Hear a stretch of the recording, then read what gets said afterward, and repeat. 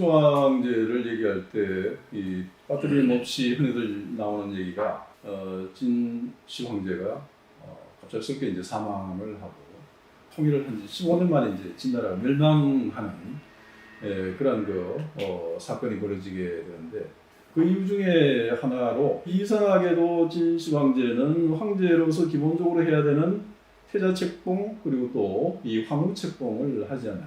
그래서 이제 과연 왜 그랬을까라고 하는 부분인데 이 부분에 대해 가지고 저는 한 두 가지로 생각을 해봤습니다. 어머니에 대한 혐오가 여성에 대한 혐오로 이어졌고 바로 그런 그 여성 혐오의 결과 이 황후를 공식적으로 인정을 하지 않는 그런 그 방향으로 진행이 되지를 않았을까 이렇게 이제 생각을 하죠. 특히 이 당시에 그런 그 사료들을 보게 되면은 진시황제는 유난히 여성에 대해서 정절을 강조를 합니다. 이게 단순히 어떤 도덕적, 윤리적인 그런 그 각성의 결과로 보기는 좀 힘들지 않겠는가라는 점인데요.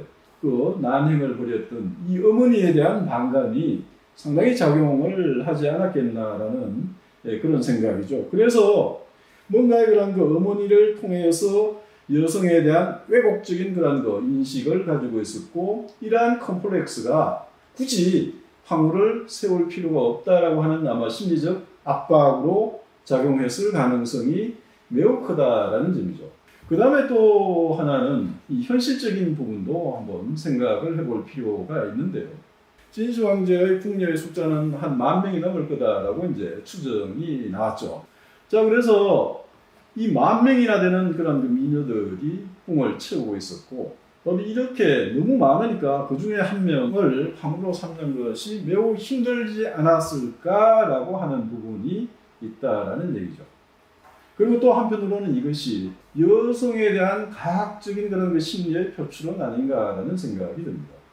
마치 어머니에 대한 복수라도 하듯이 이 궁녀들 10,000여 명을 채우는 이런 그 상황이 벌어진 것은 아닌가라는 생각이죠. 이 10,000여 명의 궁녀들 중에서 자신의 자식을 낳지 못한 궁녀들은 나중에 모두 다 죽여가지고 자신의 황제의 령에 순장을 해버립니다. 이건 역시도 어떤 면에서 보게 되면 상당히 가학적이죠. 다수의 궁녀들을 죽여가지고 죽고 난 다음에 세계에서도 자신을 돌보게 만드는 이러한 행위를 했던 거 아닌가라는 점이죠.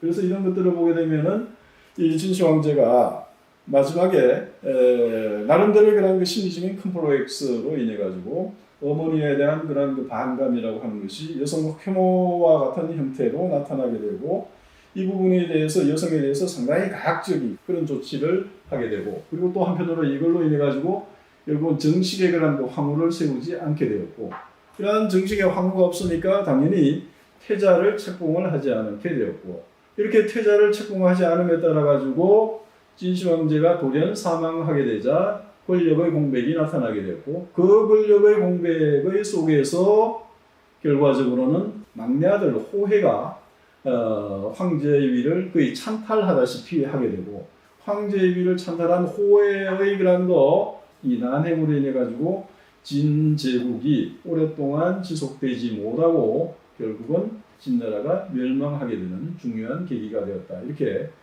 생각을 합니다.